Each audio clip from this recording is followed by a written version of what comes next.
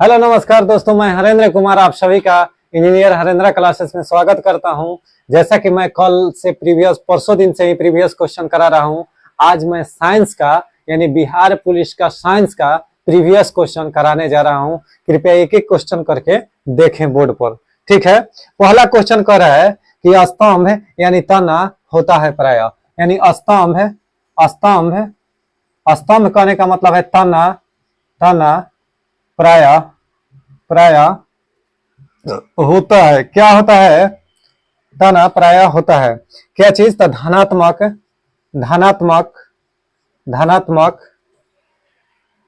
प्रकाशानुवर्तन। Sir इसका मतलब क्या?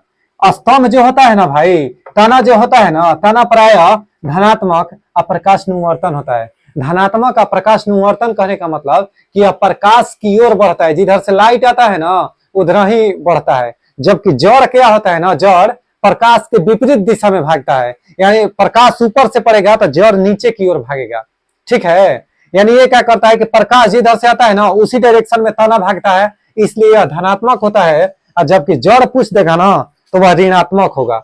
जड़ पूछ देगा तो वह क्या होगा? ऋणात्मक होगा। इसका तो एकदम आंसर ही खराब है गुरु, ठीक। ये धनात्मक और प्रकाशानुवर्तन होता है। अरे यार सब के सब वही हाल है, ठीक है। रुक जाओ।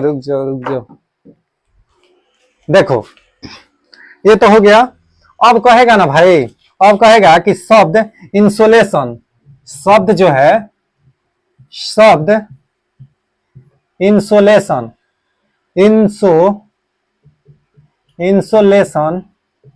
इंसुलेशन यानी इसको कहते हैं आपतन, इसको कहते हैं आपतन का अर्थ है।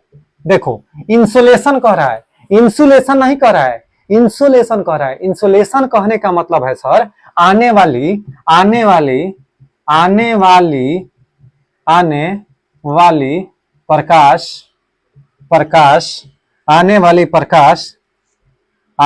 प्रकाश या सौर विकिरण,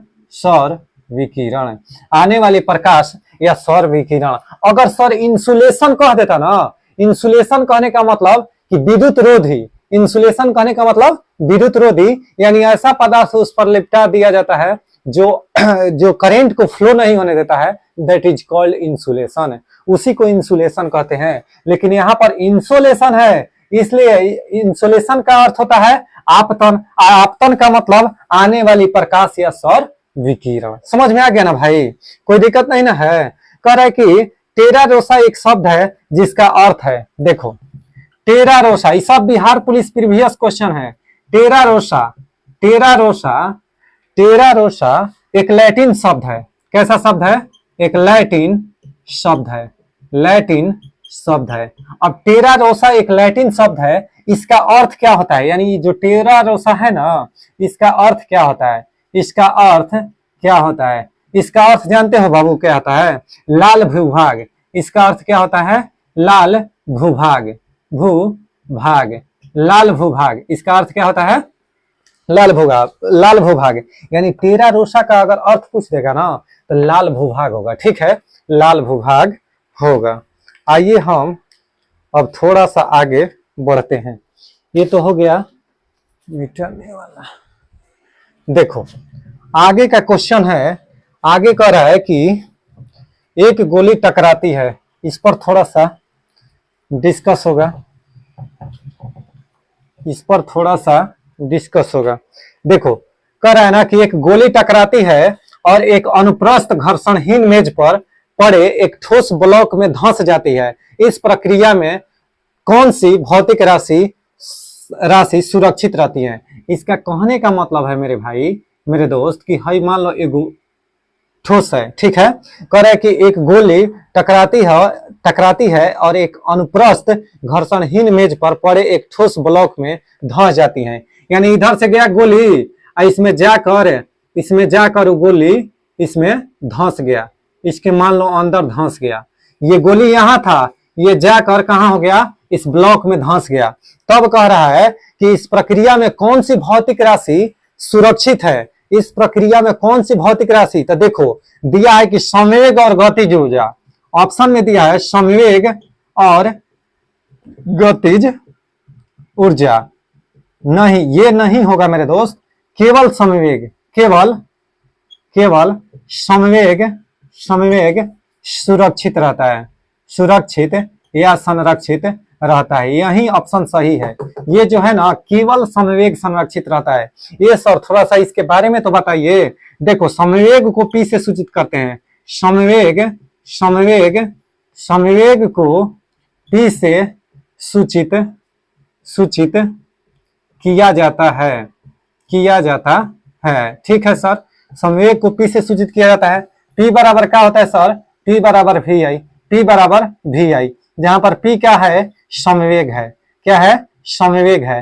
वी क्या है, देखो पी बराबर एम भी होता है दोस्त, पी बराबर एम भी, वो तो पी बराबर वी आई होता है इलेक्ट्रिक चैप्टर में, ठीक है।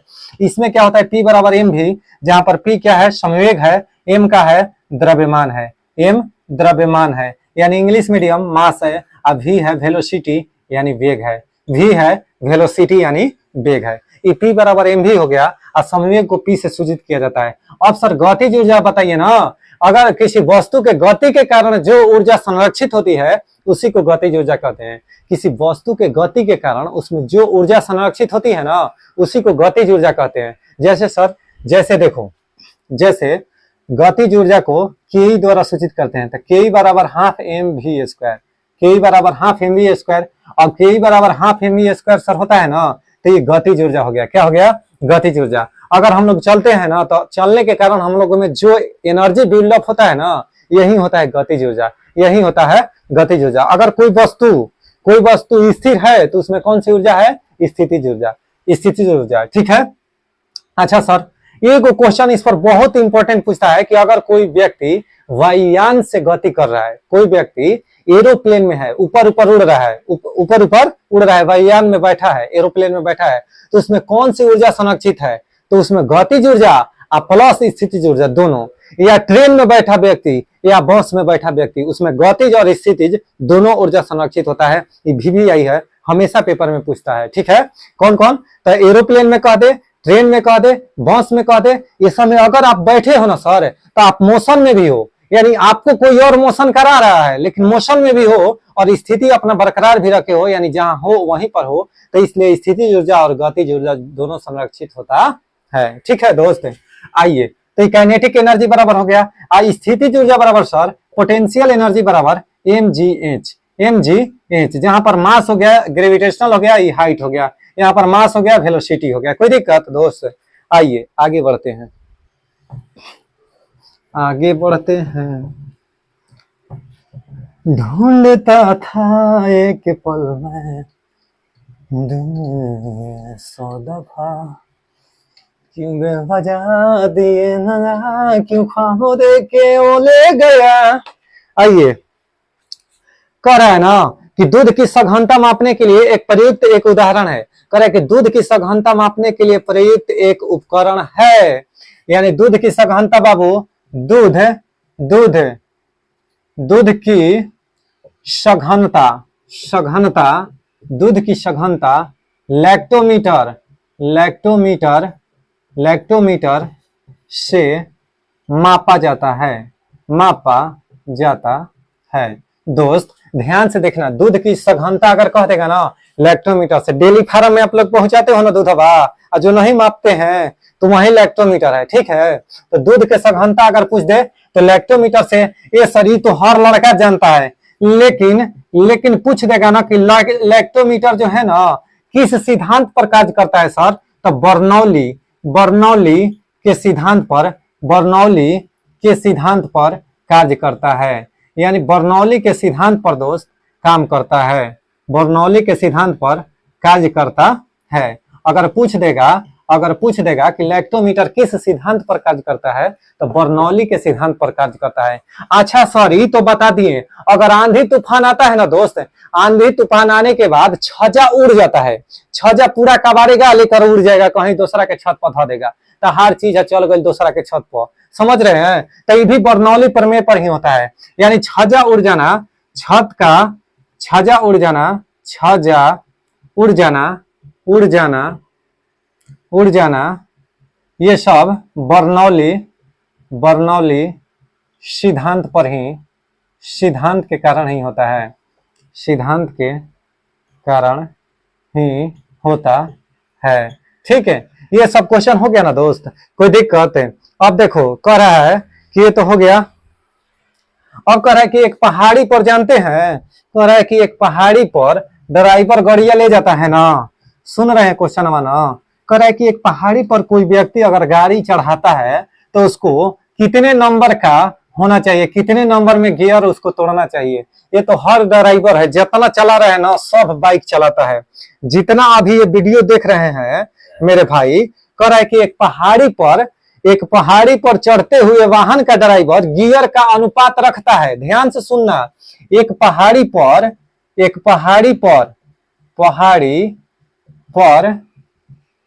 चढ़ाते हुए, गाड़ी चढ़ाते हुए ड्राइवर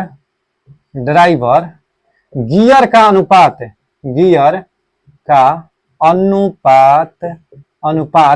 रखता है। कितना हो रखता है? ये पेपर का क्वेश्चन है बाबू, बिहार पुलिस पूछ चुका है। तो रखता है एक, देखना इसको, इसलिए ऑप्शन एक के बराबर, ध्यान से देखना मेरे दोस्त, एक के बराबर, अब बी कह रहा है एक से कम,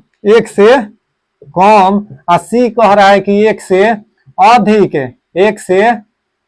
अधिक।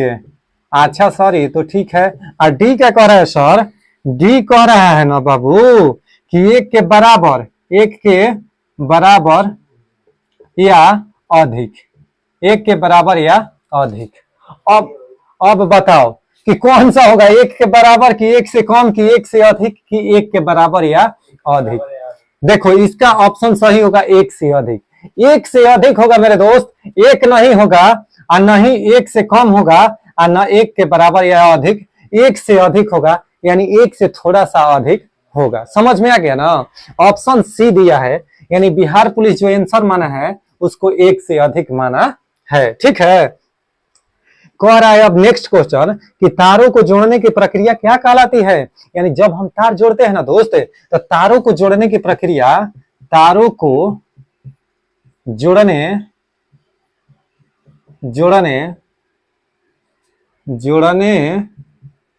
की प्रक्रिया, तारों को जोड़ने की प्रक्रिया क्या कहलाती है? तो श्रृंखलन बंधन कहलाती है। तारों को जोड़ने की प्रक्रिया क्या कहलाती है? श्रृंखलन बंधन कहलाता है। ये सर तारों को जोड़ना, तार को जोड़ना मेरे दोस्त दो प्रकार से, एक तो श्रेणी क्रम में जोड़ा जाता है, एक तार को श्रेणी क्रम में और दूसरे तार को समांतर क्रम में। ये सर ये काहेला बता रहे हैं, तो हम लोग जानबे करते हैं, तो अब इसमें कुछ खास बताएंगे, ध्यान से देखना। अब कहोगे कि ये सर इसमें कुल प्रतिरोध जानते हैं, कुल प्रतिरोध RN बराबर जानते हैं, R1 plus R2 plus dot dot dot, ऐसा ही चलते रहेगा। ठीक है, अच्छा सर ये तो हम लोग जानते थे, अब क्यों बताएं? अच्छा इसमें सर 1/RN बराबर 1/R1 plus 1/R2 plus dot dot dot, आगे भी चलते रहेगा। ये सर काहेला बता रहे हैं, हम खुद जानते हैं, लेकिन मामला जानते हो चला कहाँ फंसेगा। आओ अब तुमको फंसाते हैं, अब तुमको मैं फंसाता हूं। कहाँ फंसेगा? देखो कैसे फंसेगा। हल्का में ना लो, इस डिस्कशन को रोज देखो, जो हम पढ़ाते हैं उसको जरा सा ध्यान से गौर से देखना मेरे दोस्त। जो श्रेणी क्रम होता है ना दोस्त, श्रेणी क्रम में ध्यान से देखना, इसमें क्या होता है कि विभवांतर भिन्न भिन्न होता है,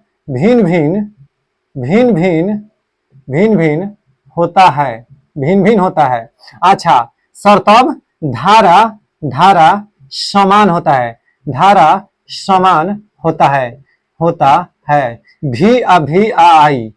VI। इसको नोट करना कॉपी में कि विभवांतर इसमें भिन्न होता है और धारा समान होता है। और ये किस नियम से? तो ओम के नियम से। ये किस नियम से? ओम के नियम से। यही सर समानांतर क्रम में, कौन क्रम में?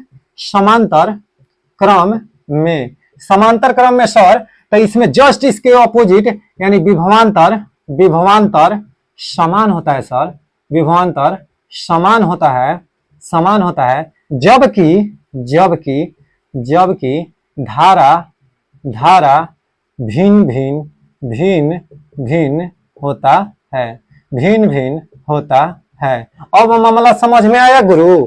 अरे मामला समझ में आ गया कि क्या हम कहना चाहते थे?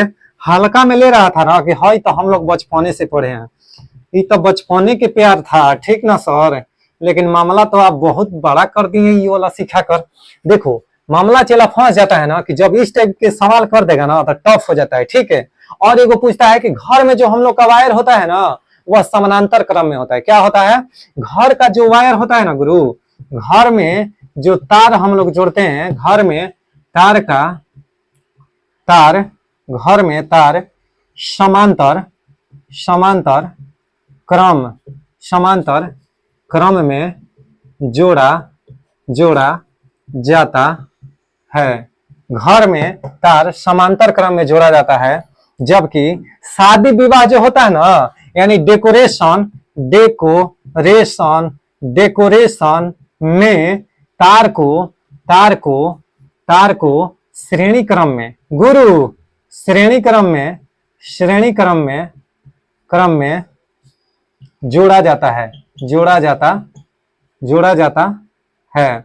अब श्रेणी क्रम में जोड़ा जाता है सर, अगर श्रेणी क्रम में जानते हो जोड़ोगे ना तो एगो बल्ब बुताओगे ना तो सारा के सारा बल्ब बुझ जाएगा, लेकिन समानांतर क्रम में सर एगो बल्ब बुता दोगे ना तो और सब जलते रहेगा, कोई फर्क नहीं पड़ने वाला है, ठीक है भाई। आगे बढ़े ना, ये सब अपना चीज जाना ना। अच्छा एक और चीज हमको ख्याल आ गया इससे कि घर में जो विद्युत सप्लाई होता है ना दोस्त 220 वोल्ट, 220 वोल्ट का होता है। ध्यान दे रहे हो? जरा इस पर ध्यान देना कि जो घर में सप्लाई होता है ना बाबू लाइन, ये सब कितने का होता है? 220 वोल्ट का। ये करंट जो होता है 220 वोल्ट का। ये सब जो नियम होता है ना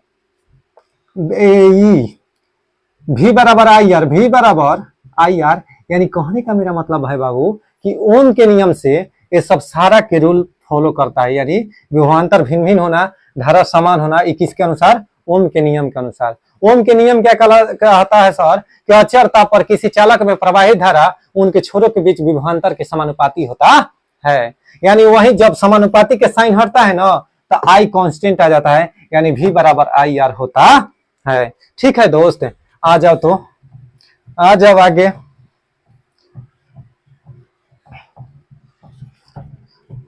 कि तहरा साथे खिंचावल फोटो फाड़ दे, जही आया मेरात तोर डोली में गोली मार दे।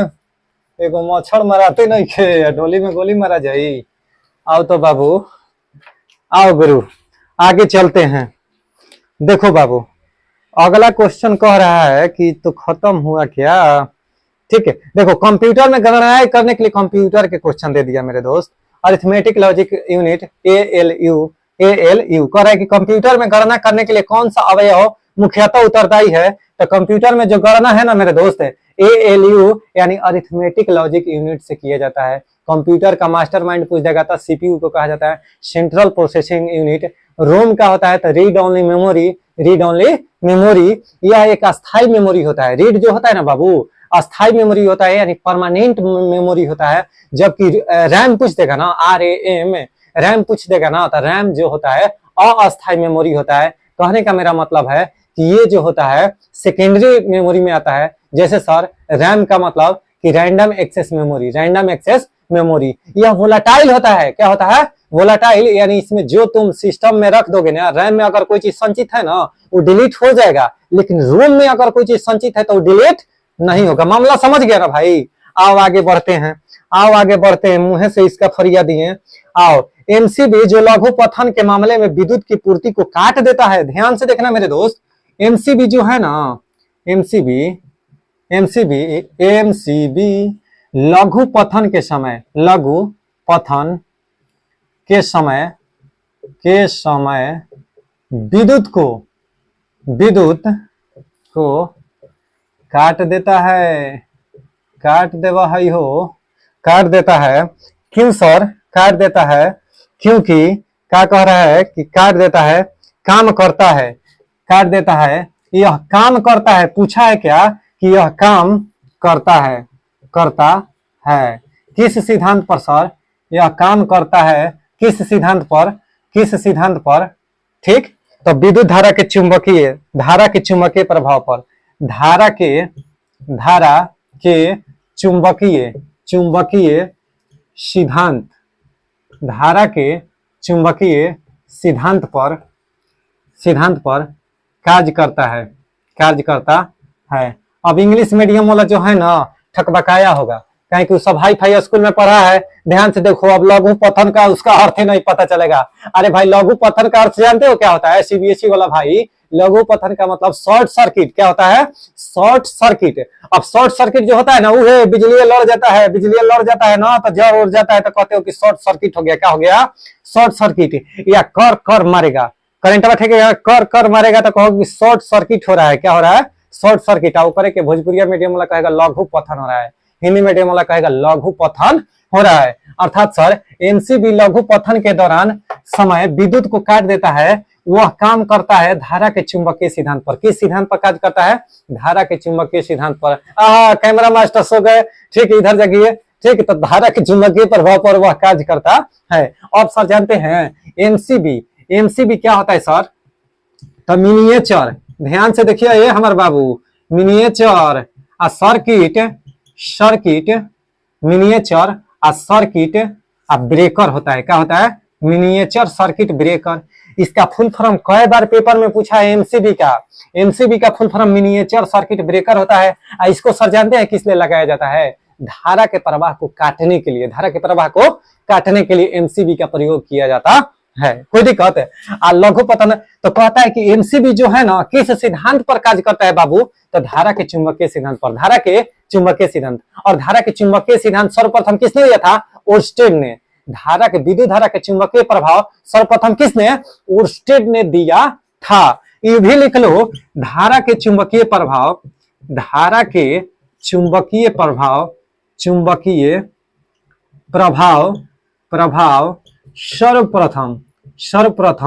सर्वप्रथम ओर्स्टेड ने दिया था। धारा के चुंबकीय प्रभाव ओर्स्टेड ने दिया था। और ओर्स्टेड ने क्या कहा था सर? कि अगर किसी वस्तु में, अगर किसी बॉडी में करंट को सप्लाई किया जाएगा ना, तो उसमें एक चुंबकत्व का गुण आता है, जिसे विद्युत धारा का चुंबकीय प्रभाव कहा जाता। कोई दिक्कत? कहा जाता है। आप तो गुरु हिला दिया रे तू मास्टर, आज तो बाबू तुम कैमरा मास्टर खाली जागे रहो ना। तो क्या करे बेचारा, वो भी कबर जाता है, उसका भी इंजन 4G थोड़े ना है, अभी उसका 2G में है। आओ बाबू आओ, ठीक है, आओ तो तनी ले तो रंग।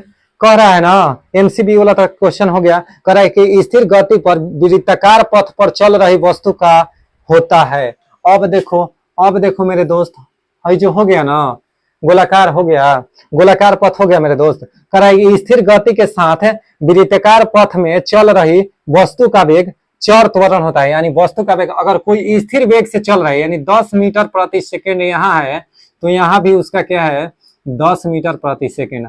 अगर ये कोई ऑब्जेक्ट है जो स्थिर वेग से राउंड अप कर रहे हैं ना, यानी राउंड अप कहने का मतलब कि राउंड में घूम रहा है ना मेरे दोस्त, ठीक है, सर्कुलर मोशन में घूम रहा है ना, ठीक है, तब क्या होगा कि स्थिर गति के साथ वृत्ताकार पथ में चल रही वस्तु का होता है तो चर त्वरण। यानी इसका त्वरण क्या होगा?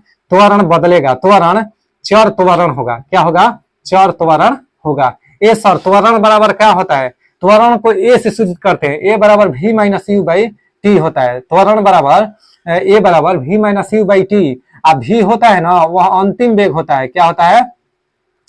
अंतिम वेग, यानी फाइनल वेलोसिटी। इंग्लिश मीडियम अंतिम वेग कहने का मतलब है कि फाइनल वेलोसिटी, यू मतलब शुरुआती वेग, शुरुआती या आरंभिक वेग लिखो ना इसको बाबू, आरंभिक वेग।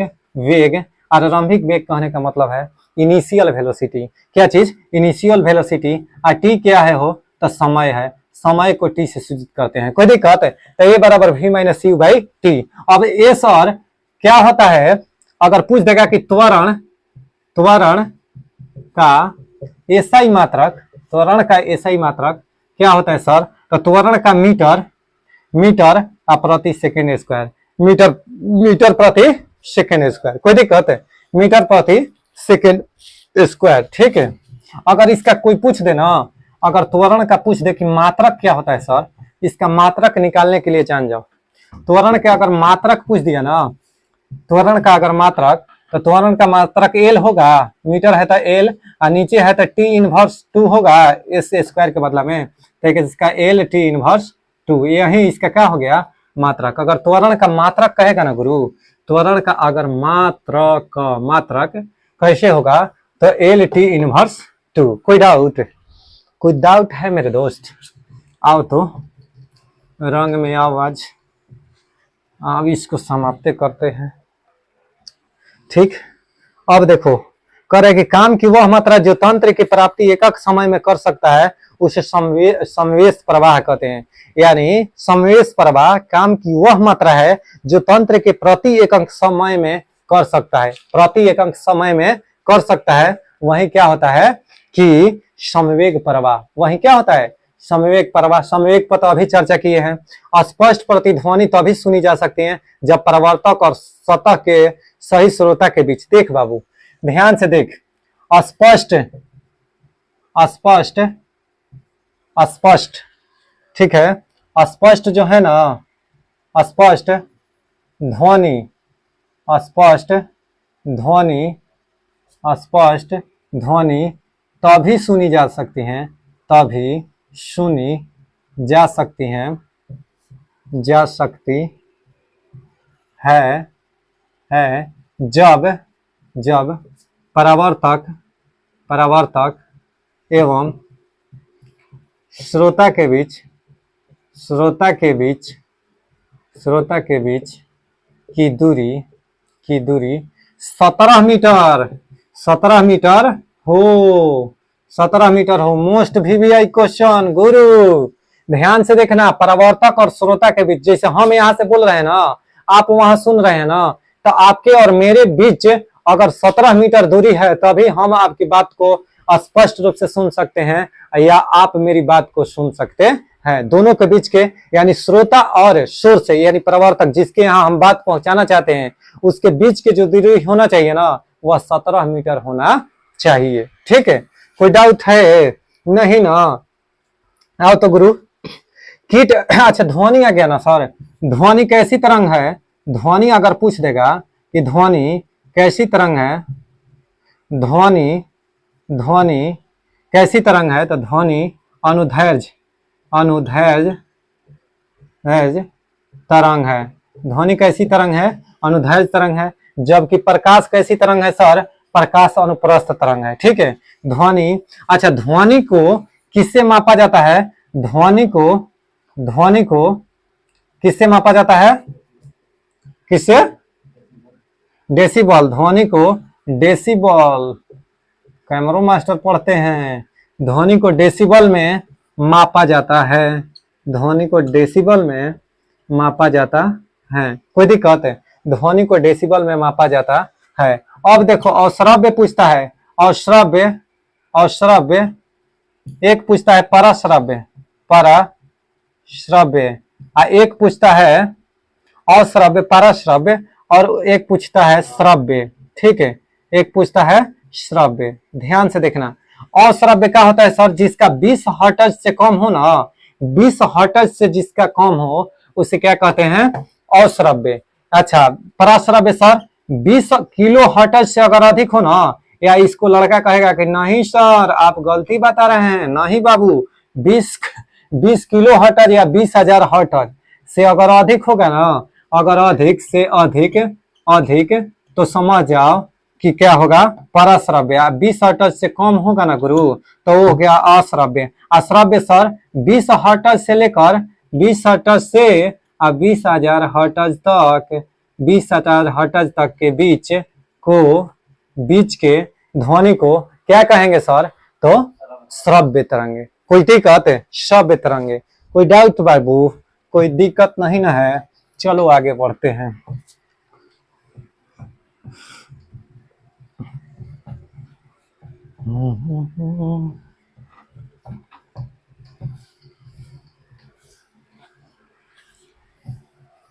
पापा के निगाहों में, ममता के छाँव में, और कुछ दिन रह जाते हैं। आओ तो बाबू नेक्स्ट देखते हैं क्या लाइन है मास्टर। कह रहा है ना कि सह संयोजक अणु एक उदाहरण है। आहा, सह संयोजक अणु का उदाहरण है, सह संयोजक अणु का उदाहरण है। आराम से देखना मेरे दोस्त, सह संयोजक अणु का उदाहरण है, सह संयोजक अणु का उदाहरण है। क्या है सर? तो कार्बन टेट्राक्लोराइड CCl4, CCl4 याद रखना, कार्बन टेट्राक्लोराइड, इसी को कहते हैं कार्बन टेट्राक्लोराइड, कार्बन टेट्राक्लोराइड। ये सर एक होता है आयनिक बंधन, आयनिक बॉन्ड, आयनिक बंधन। आयनिक बंधन जो होता है ना बाबू, वो स्ट्रांग होता है, मजबूत होता है, मजबूत होता है। सबसे मजबूत कौन होता है बाबू? सबसे मजबूत आयनिक बंधन होता है, आयनिक बंधन होता है। ठीक है सर, जैसे आयनिक बंधन के जैसे में NaCl, क्या हो गया सर? NaCl, ये कौन सा बॉन्ड हो गया? आयनिक बॉन्ड हो गया। कौन सा? आयनिक बॉन्ड हो गया। ठीक है, अब कह रहा है ना सर कि कीट निम्नलिखित में से किससे संबंधित है? तो कीट जो होता है ना ऑर्थोपोडा से, कीट जो होता है ना मेरे दोस्त, कीट या कीट पतंग जो होता है ना, जो छोटा छोटा होता है कीट पतंग, ये सब ऑर्थोपोडा से संबंधित है। ऑर्थोपोडा जगत से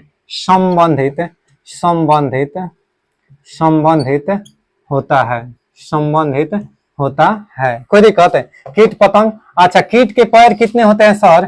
कीट के 6 पैर होते हैं। कितना? 6 पैर होता है गुरु, 6 पैर होता है। ध्यान से सुनना मेरे दोस्त, कीट पतंग के कहेगा ना कितना पैर होता है? 6 पैर होता है। अब कह रहा है कि गैमीट का सिद्धांत किसने दिया था? गैमीट का सिद्धांत किसने दिया था? मेंडल ने। किसने दिया था हो? देखो बाबू, गैमीट का सिद्धांत बाबू किसने दिया था? मेंडल ने। वही क्वेश्चन अब लिखेंगे कि गैमीट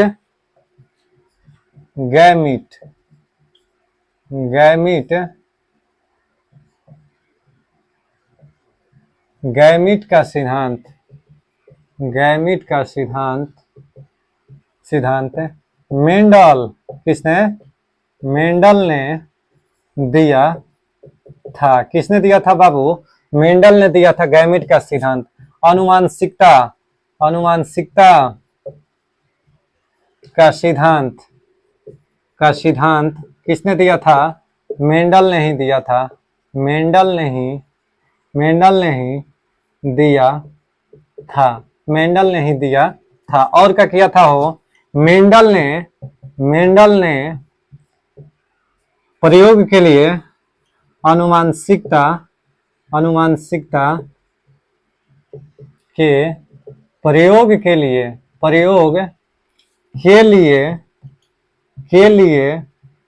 के लिए किसका प्रयोग किया गुरु? किसका प्रयोग किया? तो प्रयोग के लिए मटर का चुनाव किया था। मटर का चुनाव किया था। ठीक ना गुरु? मटर ने ये इसी ने द्विसंस्करणीय त्रिसंस्करणीय ये सब दिया था नियम। ठीक ना? मेंडल नहीं। तो मेंडल रिलेटेड इतना क्वेश्चन हो गया। आओ हम लोग और आगे बढ़ते हैं। कह रहा है कि रदरफोर्ड ने क्या किया था? ईंट पर नाच यानी ईंट पर प्रोटॉन की खोज किसने किया था? गोल्डस्टीन। लेकिन प्रोटॉन अविभाज्य प्रोटॉन के जो सोने के पत्थर था ना, उसमें प्रयोग करके किसने दिखाया था? रदरफोर्ड ने। किसने? रदरफोर्ड ने। अच्छा, अगर सर टेक्नीशियन का क्वेश्चन है, ये बाबू हमार तनी भर के रख सुना। ठीक है, अगर कहेगा ना ध्यान से सुनना, पूछा है क्वेश्चन कि नाइट्रोजन का खोज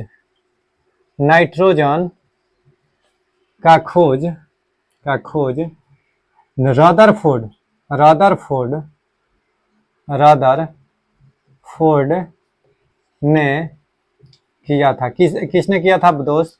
रदरफोर्ड ने। यानी नाइट्रोजन के खोजी टेक्नीशियन में पिछला बार पूछा था दोस्त कि नाइट्रोजन की खोज किसने किया था, तो रदरफोर्ड ने किया था। कोई दिक्कत है? मेंडलीव दिया है, ऑप्शन में दिया है मेंडलीव। क्या दिया है? मेंडलीव। आओ इस पर भी चर्चा कर लेते हैं। जानते हो कि तत्वों का सर्वप्रथम सर्वप्रथम वर्गीकरण न्यूलैंड ने ही किया था, सॉरी मेंडलीव ने ही किया था। तत्वों का सर्वप्रथम वर्गीकरण किसने किया था? मेंडलीव ने ही किया था। वर्गीकरण किसके आधार पर? तो परमाणु द्रव्यमान के आधार पर किसने किया था? तो मेंडलीव ने ही किया था। परमाणु आधार पर किसने किया था? मेंडलीव ने ही किया था। ठीक है, कोई दिक्कत? आ जाओ बाबू। ठीक है, मेंडलीव ने ही किया था। थोड़ा सा वीडियो को पॉज करो बाबू। ठीक है, देखो यहां तक तो हो गया ना। अब अगला क्वेश्चन कह रहा है ना कि रेडियोधर्मिता की खोज किसने किया था। ये तो रेडियोधर्मिता की खोज धर्मिता की खोज हेनरी बेक्वेरेल ने किया था। रेडियोधर्मिता की खोज यहीं पर पूछ दे कि रेडियम की खोज किसने किया था? रेडियम की खोज मैडम क्यूरी ने किया था। अगर पूछ देगा कि रेडियम का खोज किसने किया था? मैडम क्यूरी ने किया था। किसने किया था बाबू? मैडम क्यूरी ने किया था। कोई दिक्कत? अगला कह रहा है मेरे दोस्त कि सत्येंद्र नाथ बोस। दादा ये कहां से आ गए हैं? जानते हो गुरु इसके बारे में? सत्येंद्र नाथ बोस कौन थे? देखो तो पदार्थ के जरा भरो यार। पदार्थ के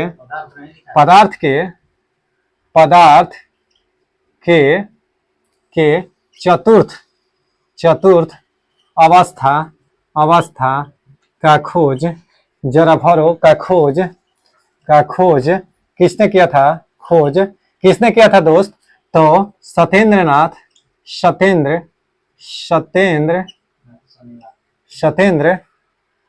ठीक है, सत्येंद्र नाथ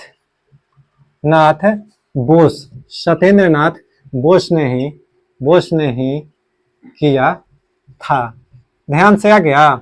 सत्येंद्र नाथ बोस। और एक और बताता हूं, जो सत्येंद्र नाथ टैगोर कहेगा ना गुरु, आईसीएस भारत का प्रथम आईसीएस परीक्षा पास करने वाले कौन थे? सत्येंद्र नाथ बोस। अगर पूछेगा ना कि भारत के दूसरा सिविल सर्विस यानी आईसीएस परीक्षा पास करने वाले दूसरा व्यक्ति कौन है, तो इसका कौन सा होगा? आईसीएस बाबू पहले हुआ करता था, यानी अंग्रेज के टाइम में आईएएस नहीं हुआ करता था, आईसीएस हुआ करता था। ठीक है, आईसीएस परीक्षा पास करने वाला कौन था? पहला सत्येंद्र नाथ टैगोर। अगर दूसरा कह देगा ना गुरु, तो दूसरा उसका बिना ताज का बादशाह सुरेंद्र नाथ बनर्जी। किसको कहते हैं? बिना ताज का बादशाह सुरेंद्र नाथ बनर्जी वही थे। कौन? दूसरा आईसीएस परीक्षा पास करने वाले व्यक्ति। ठीक है, आओ वो तो जीके का था क्वेश्चन। अब कह रहा है ना गुरु, ध्यान से देखो, भर दिया दो तो भाई। अब देखो कह रहा है बाबू कि प्रकाश संश्लेषण में पौधे कौन सी गैस का चूषण करते हैं? तेरा जो है कोई कितना आसान क्वेश्चन। प्रकाश संश्लेषण देखो क्या भरे हो। प्रकाश संश्लेषण के दौरान प्रकाश संश्लेषण के दौरान पौधे CO2 यानी कार्बन डाइऑक्साइड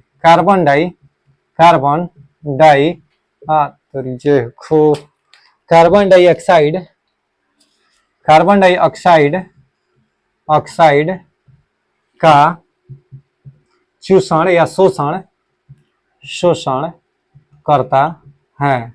कार्बन डाइऑक्साइड का शोषण करता है। ये तो हो गया सर। छोड़ता क्या है? तो छोड़ता है सर छोड़ता है O2, ऑक्सीजन। क्या छोड़ता है? ऑक्सीजन। अच्छा सर, इससे संबंधित बताइए ना, सुनिए ना, पत्तियों को पत्ती को पत्ती को पौधों का रसोई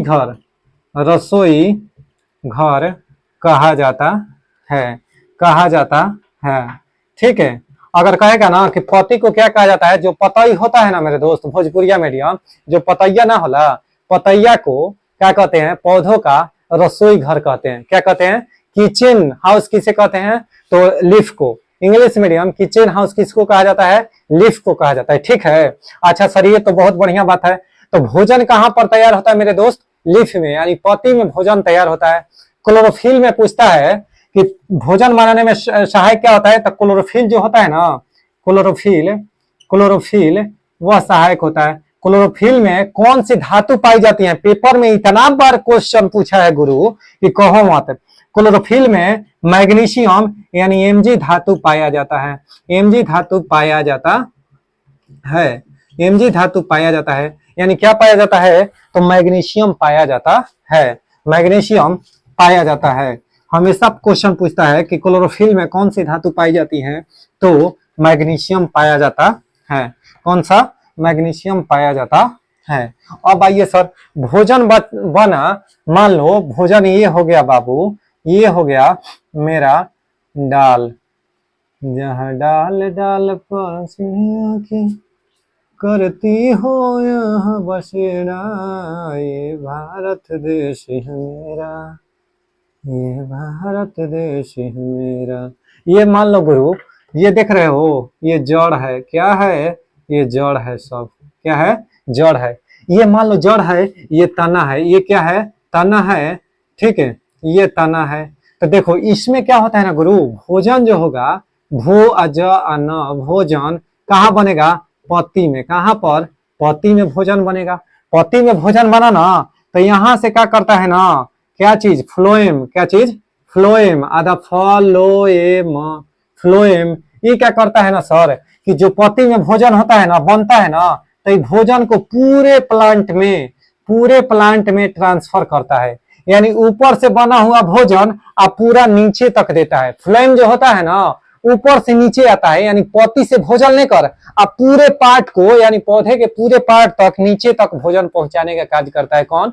फ्लोएम। और जबकि जाइलम क्या करता है सर? जाइलम नीचे से क्या करेगा? जाइलम, अब पलट के देखब ना, जाइलम क्या हो गया? जाइलम। तो जाइलम जो होता है ना दोस्त, जाइलम क्या करता है कि नीचे से जल, जा से जा, अब पलट के देखब ना, जाइलम से जल आ प्लस खनिज लवण, जल आ प्लस खनिज आ लवण। ये सर खनिज लवण माने जो हम लोग नहीं जलवा में डालते हैं, खादवा उदवा, ये सब खनिज लवण हो गया। ठीक है, आ जलवा, ये दोनों को कहाँ पहुंचा देता है? नीचे से ऊपर। तो यही क्वेश्चन पूछता है कि जाइलम क्या पहुंचाता है, तो जाइलम क्या पहुंचाता है सर? तो यह खनिज और लवण को, सॉरी जल को और खनिज लवण को पौधे के ऊपरी भाग तक पहुंचाता है। फ्लोएम क्या करता है? फ्लोएम भोजन को, यानी खाद्य पदार्थ को पौधों के विभिन्न भागों में पहुंचाता है। कोई दिक्कत दोस्त? लास्ट क्वेश्चन है मेरे दोस्त, कह रहा है कि सुपरसोनिक विमान किसको हानि पहुंचाता है? आहा, जो सुपरसोनिक विमान होता है ना, ये सर मामला तो फंस गया। लग रहा है कि सुपरसोनिक हमसे नहीं पकड़ाएगा। नहीं बाबू, ऐसा कुछ बात नहीं है। जिसका देख 5 मैक से अधिक, जिसका चाल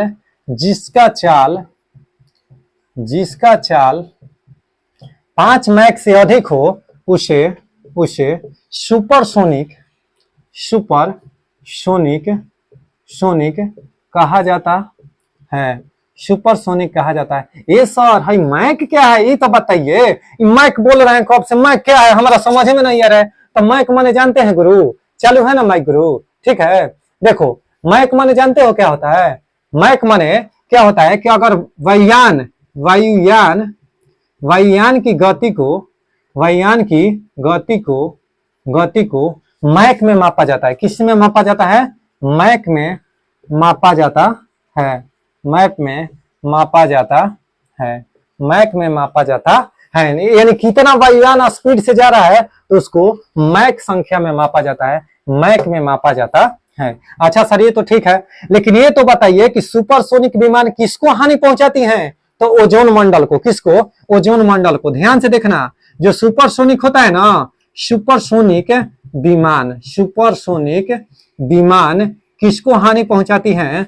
सुपरसोनिक विमान ओजोन, ओजोन मंडल, ओजोन मंडल को हानि पहुंचाती हैं, पहुंचाती हैं। ये सर ये भी मामला ठीक है कि ओजोन परत को यानी ओजोन मंडल को हानि पहुंचाती है, लेकिन सर एगो डायग्राम बना दीजिएगा ना तो बड़ी मजा आ जाएगा। ओजोन का पहले सूत्र पूछता है, ओजोन के सूत्र बताओ तो चला। ओजोन का सूत्र जो होता है ना O3 होता है। ओजोन का सूत्र क्या होता है गुरु? ध्यान से देखना, ओजोन का सूत्र O3 होता है, यानी ऑक्सीजन के 3 अणुओं से मिलकर ओजोन का निर्माण होता है। O3 यानी ऑक्सीजन के 3 अणुओं से मिलकर किसका निर्माण होता है? ओजोन का निर्माण होता है। ठीक है सर। अच्छा सर तनी से डायग्राम बना के एगो छुट्टी कर दीजिए तो तनी मियाज एकदम चटपट क्वेश्चन तो कर रहा है। आओ तो गुरु तुमको छोड़िए देते हैं, जब तुम भी मनाइए रहा है कि छोड़ दे तो छोड़िए देते हैं। ठीक है आओ तो तनी सा रंग में। तो देखो ये हो गया 8, 8 से 18, 18 से 50, अब 50 से चलता हूँ ना तो 80, और 80 से चलबो ना तो 720, और 720 से ऊपर है। अरे मामला आगे का हो गया रे चला, ये तो आगे लग रहा है कि हो गया। देखो 8 से ऐसे चलेगा तो 18, 18 से 50, 18 से 50 किलोमीटर, ये किलोमीटर है, ये किलोमीटर है। ठीक है। अब 50 से 80 किलोमीटर, और 80 से 720, 80 से 720 और 720 से ऊपर है। कोई दिक्कत है? तो हाई देखो एरिया जो कहेगा ना क्षोभ मंडल, 8 से 18 कौन मंडल? क्षोभ मंडल। आराम से देखना कैसे, तो जैसे बदनाम करके जिए ली आराम से, बदनाम करके जिए ली आराम से, वैसे ही देखो आई कौन सा मंडल? क्षोभ मंडल। आई हो जाएगा समताप मंडल। कौन मंडल? समताप मंडल। अच्छा सर ये कौन सा मंडल हो जाएगा सर? तो ये हो जाएगा मध्य मंडल। कौन सा? मध्य मंडल हो जाएगा सर। अच्छा ये तो बताइए ये कौन? तो आयन मंडल। कौन हो जाएगा? आयन मंडल। आहा तब ये सर बताइए ना कि 720 से अधिक चल जाएगा तो ये हो जाएगा बहिर्मंडल। कौन हो जाएगा? बहिर्मंडल। यानी इसको इंग्लिश में गुरु जानते हो स्ट्रेटोस्फेयर कहते हैं, स्ट्रेटोस्फेयर कहते हैं, स्ट्रेटोस्फेयर कहते हैं। इसको क्या कहते हैं? तो अरे रे रे रे रे रे इसको ट्रोपोस्फेयर ना, ट्रोपोस्फेयर कहते हैं। ठीक है। इसको कहते हैं स्ट्रेटोस्फेयर, स्ट्रेटोस्फेयर। अच्छा सर ठीक है ये तो लिख दिए। मध्य मंडल को मेसोस्फेयर, मेसोस्फेयर, स्फेयर। अच्छा सर आयन मंडल को आयनोस्फेयर, आयनोस्फेयर गुरु। ठीक है। एक्सोस्फेयर माने बहिर्मंडल, एक्सोस्फेयर माने बहिर्मंडल। ये सर ये इंग्लिश काहे ला लिखे? हमारा इंग्लिश नहीं पढ़ना है, हम भोजपुरिया मीडियम के हैं। हम देखे गांव देहात के लड़के हैं, तो देखो जब जाओगे ना बबुआ तो हवा में तब कहोगे कि अरे सर वो ठीक कर रहे थे, हरेंद्र सर वीडियो में पढ़ा रहे थे ना, ठीक कर रहे थे। इसको जानते हो पेपरमा में क्या कर रहा है? आज कल तुम एग्जाम देने जाओगे ना दोस्त, तो क्षोभ मंडल ना लिखे इसी को हिंदी में लिख देगा कैसे? तो ट्रोपोस्फियर, ट्रोपोस्फियर लिख देगा ना। तुम्हारा तो अपना आप समझो कि हमको दिया रहता ना हिंदी या तो समझ में आता सर जी, लेकिन मामला दे दिया कि सर इंग्लिश दे दिया, इंग्लिश का हिंदी में खाली लिख दिया था। हम पढ़ के गए थे क्षोभ मंडल, खोज रहे हैं ऑप्शन में क्षोभ मंडल लौकिए नहीं रहा है, तो लौक नहीं रहा है तो सर इसको इंग्लिश याद करो, इस सबका इंग्लिश जल्दी से लिख लेना। ठीक है। कहीं कि पेपर में डायरेक्ट दे रहा है इंग्लिश सभी की खाली हिंदिया में लिख दे रहा है। ठीक है। हाई वाला नहीं दे रहा है, तब तुम मामला में फंस जाओगे। अच्छा सर इसको तनी सा डिस्क्राइब करते जाइए ना। आइए तनी सा क्षोभ मंडल में सर, क्षोभ मंडल में जितना बरसात बादल ये सब जितना होगा, बादल बिजली का गड़कना, चमचम चमचम बिजली चमकता है ना, ये सारा चीज सर किस में होता है? क्षोभ मंडल में। क्षोभ मंडल में बिजली, बारिश जितना भी होता है, बादल का गरजना, ये सब किस में होता है? क्षोभ मंडल में। अच्छा सर समताप मंडल के बारे में बताइए। समताप मंडल वायुयान के लिए आदर्श मानी जाती है। समताप मंडल जो होती है ना सर वो वायुयान के लिए आदर्श मानी जाती है। क्यों सर आदर्श मानी जाती है? क्योंकि उसमें बिजली का गरजना वर्षा का होना ये सब नहीं होता है, एकदम शांत वातावरण होता है। इसलिए क्या होता है कि स्ट्रेटोस्फेयर यानी समताप मंडल वायुयान के लिए आदर्श मानी जाती है। अच्छा सर, मध्य मंडल में क्या होता है? तो मध्य मंडल में देखो यहीं पर ओजोन मंडल होता है। देखो समताप मंडल में ही पूछेगा कि ओजोन मंडल कहाँ होता है, तो समताप मंडल में ही होता है। समताप मंडल के सबसे ऊपरी पार्ट जो होता है ना गुरु, वही ओजोन होता है। समताप मंडल के ऊपरी भाग क्या होता है? ओजोन मंडल। क्या होता है? ओजोन मंडल यानी ओजोन परत होता है। और ओजोन परत के छिद्र से जानते हैं परावैंगनी किरणें अगर भारत पर आ जाएगी ना, परावैंगनी किरणें प्रवेश करती है तो उससे स्किन कैंसर होता है। क्या होता है? स्किन कैंसर होता है। ठीक है गुरु, समझ गए ना? यानी अगर ओजोन परत को छिद्र करके प्रकाश की किरणें अगर प्रवेश करके ये थी जमीन पर आ जाएगा ना, धरातल पर, अगर तुम्हारा त्वचा पर पड़ेगा ना, तो कौन सा कैंसर हो जाएगा? Skin cancer. और कौन सा किरण? तो कौन सा? परावैंगनी किरण। कोई दिक्कत है? अब देखो आयन मंडल में रेडियो तरंगे कौन से? आयन मंडल में। ये सब जितना रेडियो एंटीना ये सब देखते हो ना, ये सब सारा के सारा चीज कौन सा? आयन मंडल में। किसमें? आयन मंडल में। कोई दिक्कत है? अच्छा, बहिर्मंडल में सर, इसमें अंतरिक्ष, बहिर्मंडल में अंतरिक्ष सामग्री जितना भी होता है उस सब कहां पर? बहिर्मंडल में, यानी 100 स्क्वायर में, यानी 720 मीटर से उधर जाओगे तो अंतरिक्ष हो जाएगा। बंद कर दो विद्युत विनोद।